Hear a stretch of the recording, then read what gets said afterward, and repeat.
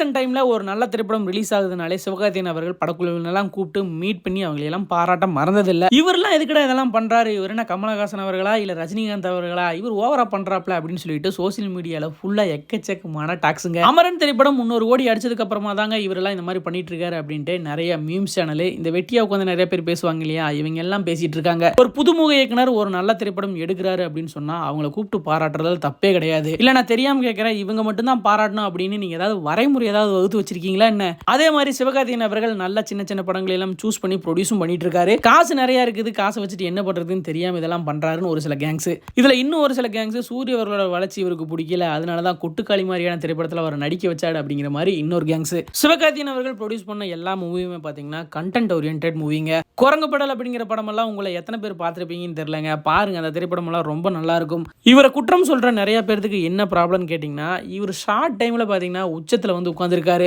அந்த வயிற்றுச்சல் தான் இந்த மாதிரி எல்லாம் பேச வைக்குதுன்னு நினைக்கிறேங்க. ஒரு மனுஷன் கஷ்டப்பட்டு உழைச்சு இந்த இடத்துக்கு வந்திருக்காப்ல. ஆனா வெளியிருந்து இவரை பத்தி பேசுறவங்க எல்லாமே பாத்தீங்கன்னா மனசுக்குள்ள அத்தனையும் வன்மம் தான். ஒரு விஷயங்க, அடுத்த தலைமுறைக்கு உண்டான ஸ்டார் இவர் தாங்க. அதை யாரு நினைச்சாலும் மாத்த முடியாது. ரீசெண்டா சிவகார்த்திகேயன் அவர்களை பத்தி இந்த மாதிரி பேசுறவங்களுக்கெல்லாம் லப்பர் பந்து இயக்குனரும் ஒரு தரமான பதிலடி கொடுத்திருக்காரு. இன்னொரு முக்கியமான விஷயம் என்னன்னு கேட்டீங்கன்னா, ஒரு கேரளா படம் நல்லா இருக்குன்னா அவங்களை கூப்பிட்டு இது வரைக்கும் ஒரு தமிழ் ஆக்டர் பாராட்டினதே இல்ல. முதல்ல கூப்பிட்டு பாராட்டின நடிகரும் சிவகார்த்திகேயன் அவர்கள் தான். பிரேமலுவாகட்டும், மஞ்சுமல் பாய்ஸ் ஆகட்டும், எல்லா டீமையும் கூப்பிட்டு பாராட்டியிருக்காரு. இங்க யாரு வேணாலும் யாரையும் கூப்பிட்டு பாராட்டலாம், அதுல வரைமுறை எல்லாம் கிடையாது. இவங்க தான் பாராட்டணும், அவங்க தான் பாராட்டணும் அப்படின்னு வரைமுறை இங்க வகுக்கவும் கிடையாது. ரீசெண்ட் டைம்ல சோசியல் மீடியால சிவகார்த்திகேயன் அவர்கள் பத்தி இதுதாங்க நிறைய பேசிட்டு இருந்தாங்க. எனக்கும் இதை பத்தி உங்ககிட்ட ஷேர் பண்ணணும் போல இருந்துச்சு. இந்த நியூஸை பத்தி நீங்க நினைக்கிறீங்க? காமெண்ட்ஸ்ல மறக்காம கூட ஷேர் பண்ணுங்க.